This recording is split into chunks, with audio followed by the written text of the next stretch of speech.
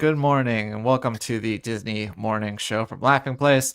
I'm Kyle. I'm the Executive Editorial Director for Laughing Place, and joining me today is not Doobie, since he's on a ship in the middle of the ocean, or probably in Nassau.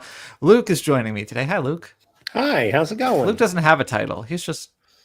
title? Just Luke. Just Luke, I guess. We should change my thing on the screen to just Luke. Okay, we could do that.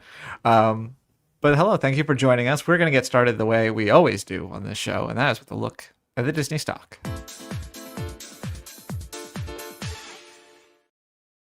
So the last we checked on this, it was at 98.65. Let's see. Oh, it's gone up a little bit, about a buck. Well, hey, all right, so close to 100. Getting there. So let me update my sheet accordingly. Got a couple of hellos already from Gio. Oh, fantastic. And from Fred Ramirez. Salutations to you both. Sorry, I'm confused by... I thought that I had this down with the new thing, but it's not working the way I thought it would. But anyway, we're going to move on to the weather.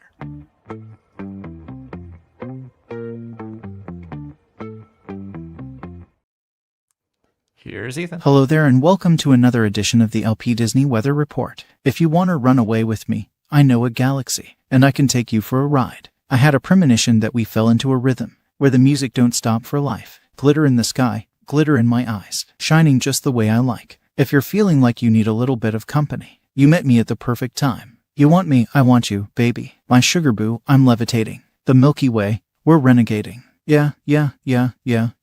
I got you, moonlight, you're my starlight. I need you all night, come on, dance with me. I'm levitating. Let's get to the weather. Anaheim will start off the day well enough, climbing to 65 degrees. However, showers are expected in the early evening. Walt Disney World is sunny today but will surprisingly only make it up to 68, tying for a Kyle pick of the day. Castaway Cay is stormy this morning.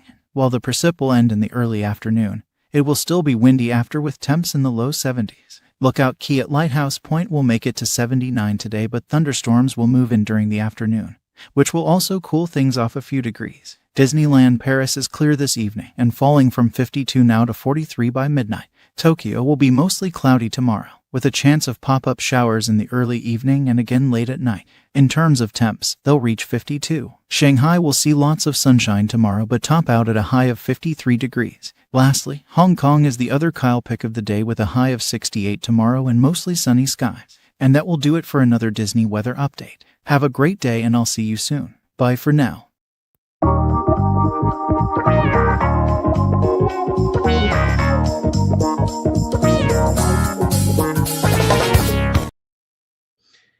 Kyle, I'm going to guess that you did that song specifically for me.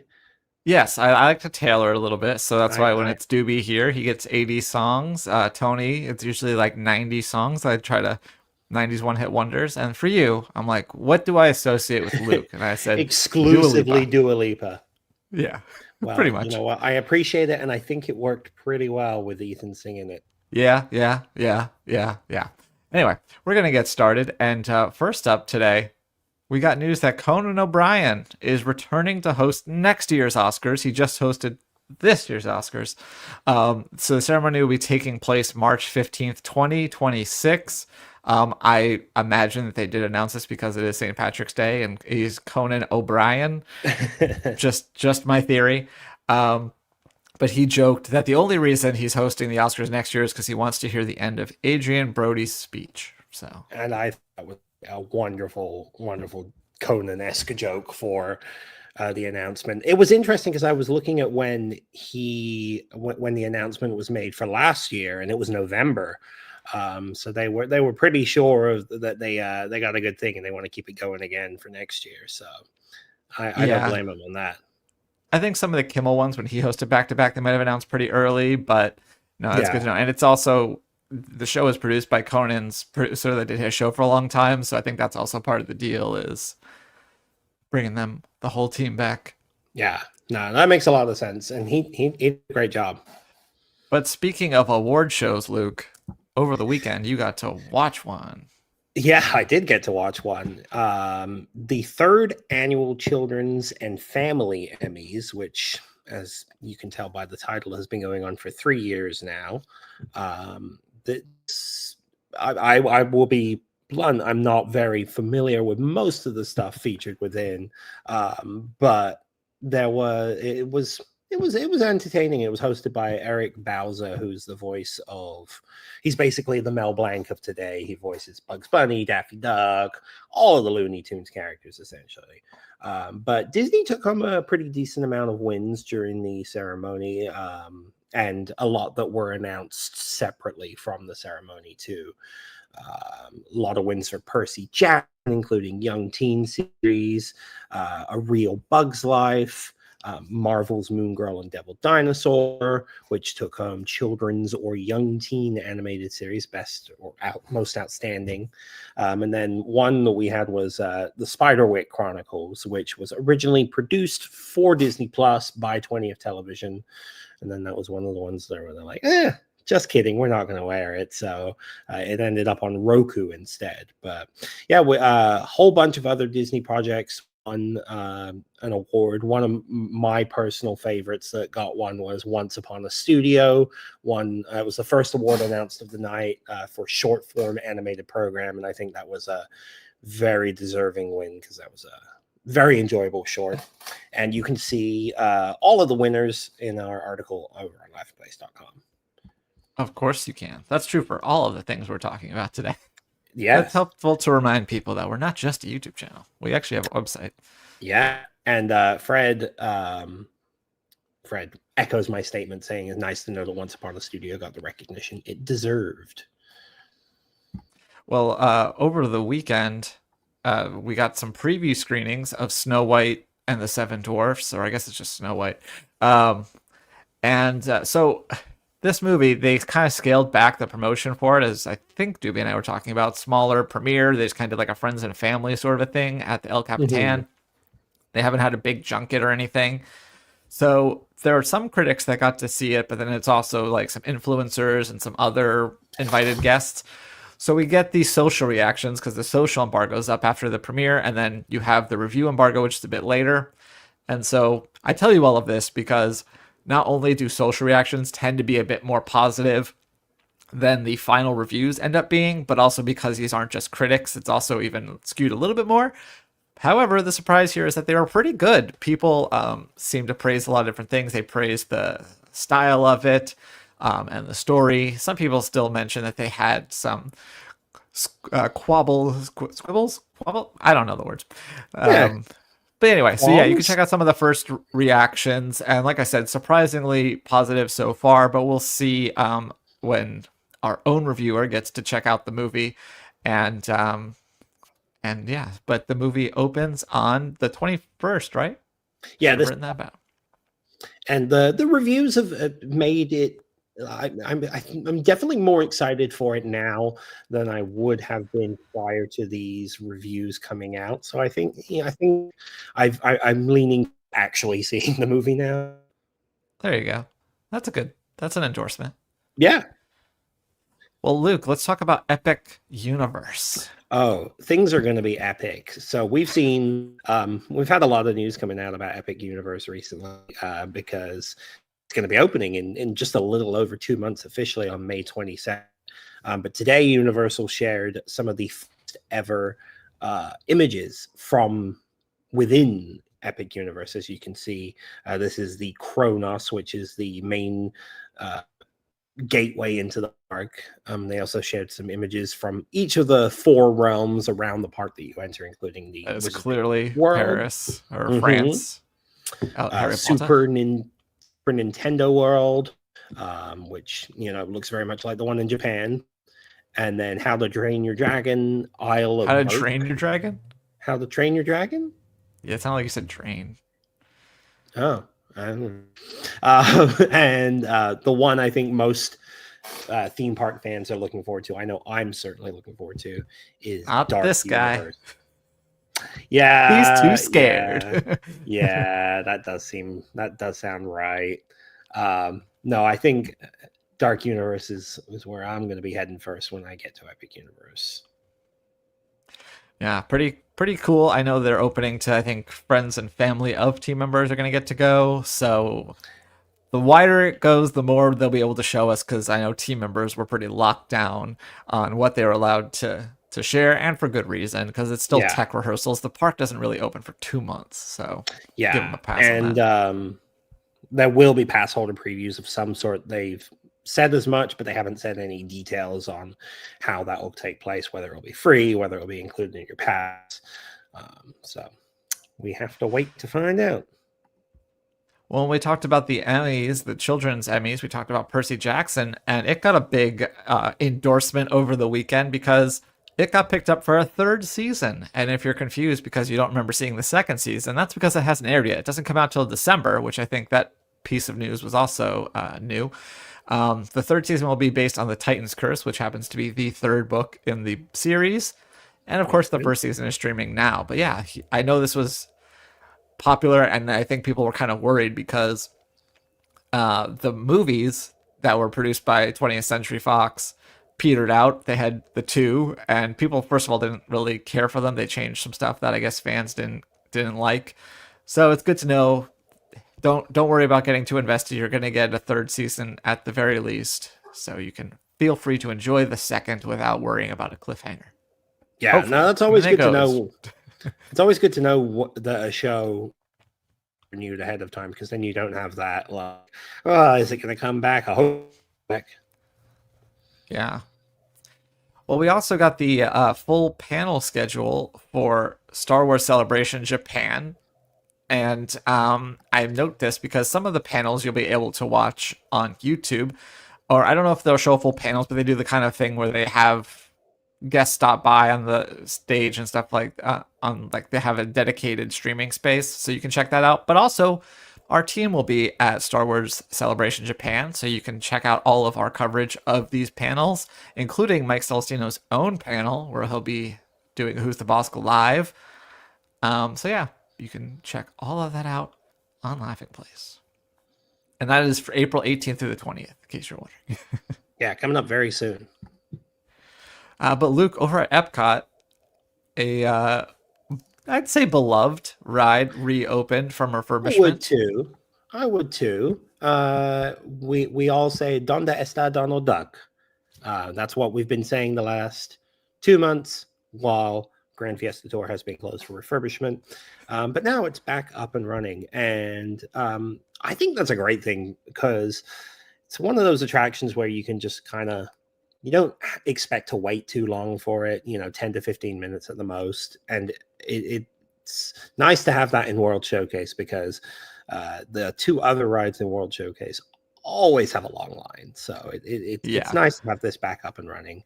And with it back up and running, it has seen some upgrades to the screens throughout the attraction and the lighting package. However, unfortunately, fortunately, it still has the very terrible acting.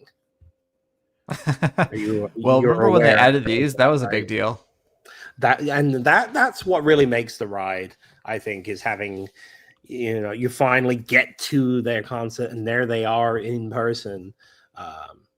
It's a lot better than the screens before. Yeah. Well, we mentioned a few months ago that Disneyland Resort President Ken Potrock would be departing for a new role as what's exactly his name? His title again? President of Integration. Once I click the article, I can figure it out and let you know. Yeah, he's going to be president of the Disney Major Integration. Yeah, so everyone knows exactly what that means.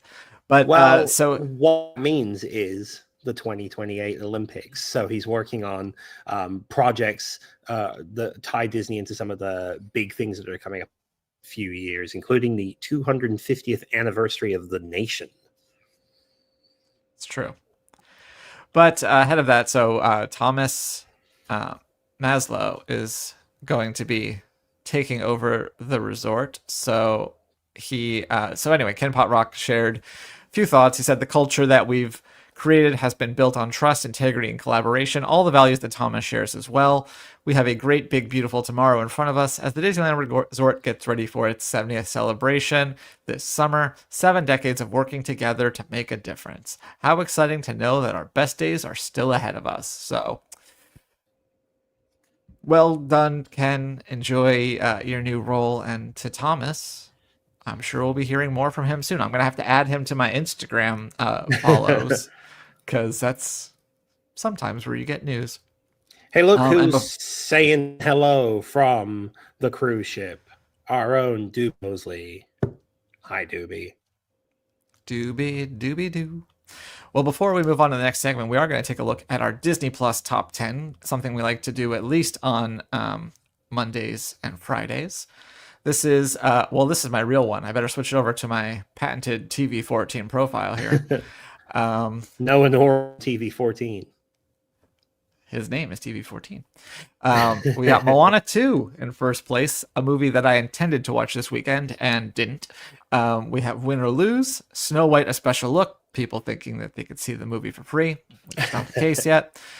Stitch Has a Glitch in 4. Cinderella, people talking about, I think, as Doobie was saying, he thinks that this is probably the best, and I saw a few of the reviews calling this out as a best. So I wonder if people are visiting it ahead of Snow White because of getting that buzz. Yeah, I'm intrigued to. I've never watched Cinderella, the live action, but one that I've always heard good things about. So it's on my list of movies to really get to. Yeah, and we have Avatar: The Way of Water, Angry Birds movie, another one I'm sure is on Luke's list. Not the Angry Birds movie. And then in reverse order, Endgame and Infinity War. You should watch them that way. And then the live-action Lion King making its way back in the top 10, at least for the TV14. Let's just take a peek at the TVMA. Yeah. Same so far, but then number 3, you get Daredevil Born Again. You got Bill Burr, The Drop Dead Years at number 5, the new comedy special. Deadpool and Wolverine, the Ruby Frankie story. And yeah, so... Marvel gets pushed aside in that one. I'll be interested to see because as of today, Anora, best picture winner from the Oscars, is on Hulu, and from that on Disney Plus if you have Hulu as well. So maybe that'll make it into the top 10. I have a feeling it might. We'll have to find out later this week because we'll be doing it tomorrow. And I've had my share of bad reviews. I still remember my first good one though. Everything else in this production of Our Town was simply terrible. Joey Tribbiani was abysmal. And speaking of abysmal, our own Max and Faber got to check out the new National Geographic show, David Blaine, Do Not Attempt. It starts on about a week, comes on the 23rd. And his subheading for this is, Can Blaine's brand of death-defying illusions translate to a travel series? And his final paragraph, for those wondering if Do Not Attempt is worth the watch, the series is not for the faint of heart. For someone who grew up on Fear Factor, there were still moments I needed to look away. But I cannot discredit the incredible feats of the amazing people Blaine met around the world. For that alone, I might recommend checking this out. Unfortunately, National Geographic and David Blaine just weren't able to make Do Not Attempt more than a less compelling version of an MTV show that I won't say the name of the show, but I did not beep. On the air, but I did not beep in the article itself. Starring Johnny Knoxville and Steve-O and people like that. I'm sure you can figure it out. It's another word for donkey. But now it's time for... And the rest. We got news about... I think we watched it twice on one show. We talked about the... Lilo and Stitch trailer and how we enjoyed it, and apparently a lot of other people did, or at least a lot of people tuned in because it was the second most viewed live action reimagining trailer for Disney, behind only the 2019 Lion King teaser trailer. In 24 hours it had 158 million views. But I did think it was funny that when Disney posted this article, they said record breaking, and I'm like, how does it break a record and end up in second? That's not how this works. It does look really good though. Again,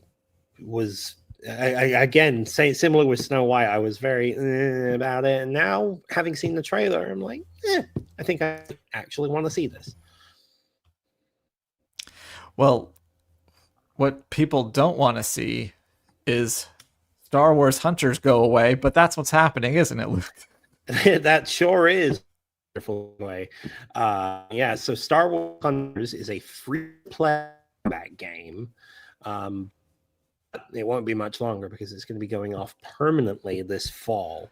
But before then, there will be a final update to the game next month prior to the game going away forever. So you'll get that extra update. It will be made available for free on Tuesday, April 15th, and will introduce a new support hunter named Tuya, a Russian blue member of the Twilight species, which I'm pretty sure is Ahsoka Tano's species.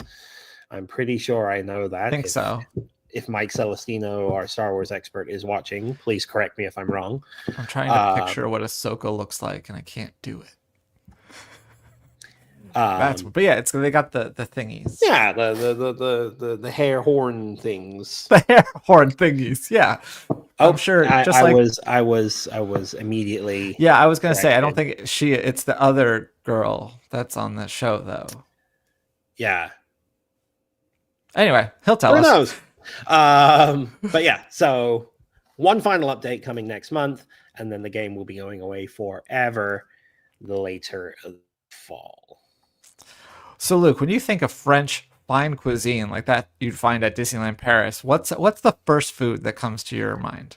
Well, I've never thought of fine cuisine being at Disneyland Paris. But imagine you've never been to Disneyland Paris and you're just thinking, wow, Paris. I don't know, escargot, a nice pastry. Yeah, maybe even a ratatouille. No, we're going to talk about loaded Doritos coming to Disneyland Paris. So these are getting a new menu at the Overland Trail Cafe. Thank you. And yeah, so let me tell you about these three dishes in particular, and then we'll zoom out and talk about them. So there's one with vegan chili, plant-based cheese, pickled red onions, and sweet corn. Another one has cheddar cheese sauce, tomatoes, onions, cilantro, and guacamole. And another one has cheddar, piquillos, beef sauce, crispy onions, tomato, onion, cilantro, and smoky chipotle powder. Each of these are, well, all but one are 10 euros. The other one's 9 euros. But what's interesting is, if you didn't know, Doritos were kind of invented at Disneyland back in the day. So this restaurant being in Tomorrowland, they're kind of hearkening back to that. Try the original Frontierland specialty. So that's pretty cool, even though it's happening in Paris. No, I saw we had an article about Doritos, and I was like, well, this doesn't sound exciting.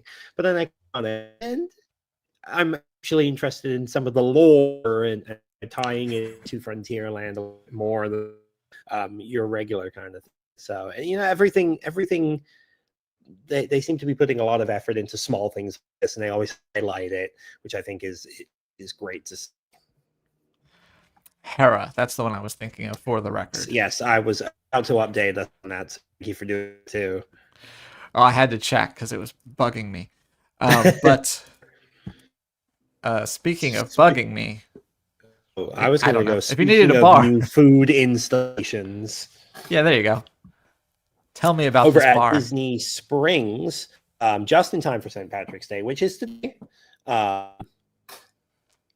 There's a brand new bar right outside of Raglan Road, which is my favorite sit-down restaurants at Disney Springs.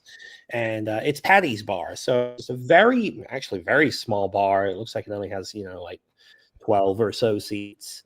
But you can walk right up, get your favorite Irish whiskey or of Irish drink.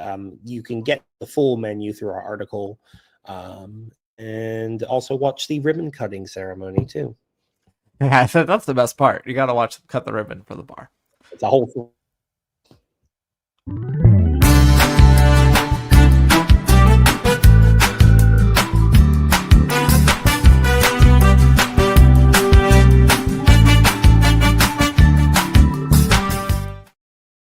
Well, Luke, it was an exciting weekend. Contagious. Sorry.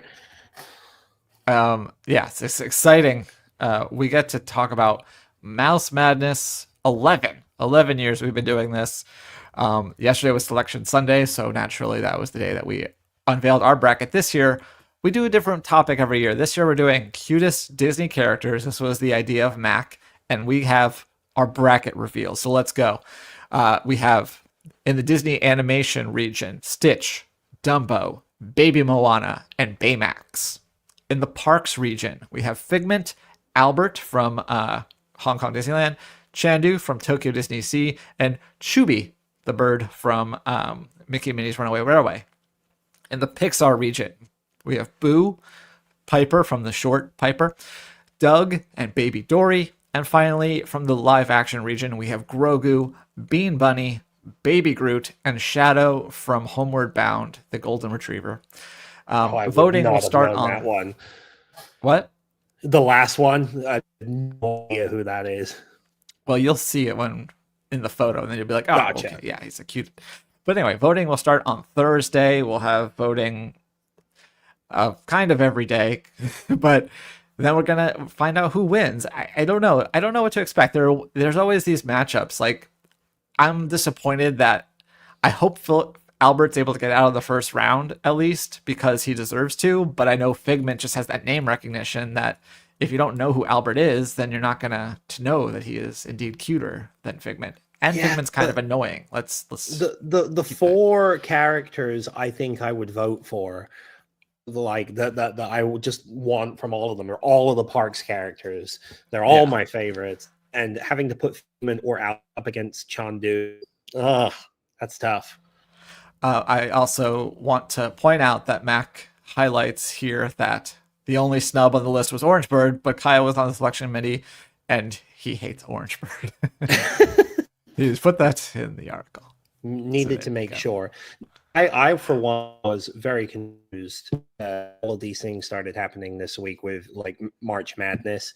I just assumed it started once March started, but I guess it's halfway through March Madness. Well, you are not alone there because a lot of other places that do these sort of bracket things start on March 1st and then they're over in like a few days. Whereas we start when the actual tournament starts, and then that means that we end in April. But we're sticking to the rules of March Madness for Mouse Madness. It makes sense. Gio said if Warren against, he'd vote for him. I go back to your point there, Kyle. Figment is annoying in the current version. He's very cute and wonderful in the original version. Right? The current version, he's kind of annoying.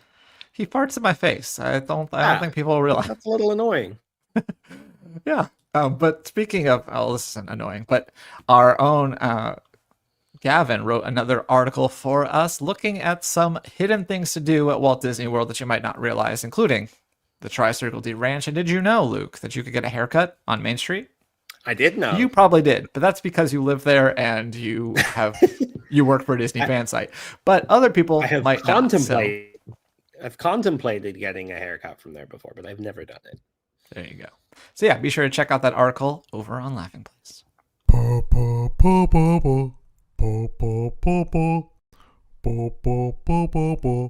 The fun stuff. Well, the theme of today's fun stuff is people on Disney projects going to the Disney parks. We did show a couple weeks ago, Eva Longoria eating snacks around Disneyland, and we're like, why aren't they mentioning Cheech Marins? And finally, now we know why they are there in the first place, and giving Cheech Marin some love with this bubble wand fun thing. So yeah, this is the cast of Alexander and the Terrible, Horrible, No Good, Very Bad Road Trip. And they got to go around and enjoy snacks around the park. You can check out that video. I'm not going to play it right now. And the movie is set to debut March 28th on Disney Plus, coming up very quickly. Yeah. And then something else that was fun was we talked about Snow White earlier. Gal Gadot, or as we call her around here, Gail got it. Gail got it. Apparently, I put the wrong link. So let me find that link, Luke, while you talk about Gal Gadot's visit. Gail got it, and what she got was some photos with characters, at the Disneyland Resort. She took a really fun selfie with a bunch of villains, which we will show as soon as Kyle can get it up. 2 seconds. 2 seconds. Bunch of really cool villains, and great photo, fun selfie. And then she also took a photo with Mickey and Minnie in their brand new outfit for the 70th anniversary celebration, which kicks off in about 2 months. Scarlet Witch vibes from this dress, by the way. Yeah, that is very Scarlet Witch. I didn't think of that, but you mentioned it, I'm like, wow, yeah. And she took a photo with some young fans all dressed up as the Evil Queen, which is pretty adorable. That is adorable. Yeah, they've been doing lots of these like little kid things. I saw a little video from Disney this morning where it had Rachel kind of photobomb these kids on the Disney lot that were taking a photo, and she comes up behind them. They're all dressed as Snow White. So yeah, very cute. Yeah, a lot of promotion for Snow White going on. Rachel Zegler was in Spain, and then she was in Tokyo, and then they had the premiere. So they're hyping it now.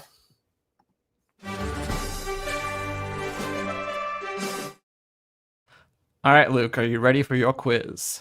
Let's do it. All right. On this day in 1951, someone was born. His Disney credits include The Fox and the Hound, Sky High, The Computer Wore Tennis Shoes, and more. Kurt Russell? That is Kurt Russell, yes. All right. Here he is. Happy birthday, Kurt. Let's leave that up like that. Next up, on this day in 1955, another person was born. His credits include 2 missions: Mission Space and Mission to Mars. Oh, well, that's got to be Gary Sinise. That is Gary Sinise, who also, has a big gathering at Walt Disney World. I don't know. I think it's every year for soldiers and their families. Around like Thanksgiving time, I think. Yeah, that sounds right. On this day in 1971, a movie opened. Let me read you this poem. I did do a poem for this one. All right. A man with a plan quite unique had schemes that were clever, antique. With no shoes on his feet, he found ways to compete, and business success did he seek. Give you a hint. It stars somebody else we just talked about that's not Gary Sinise. Stars Kurt Russell.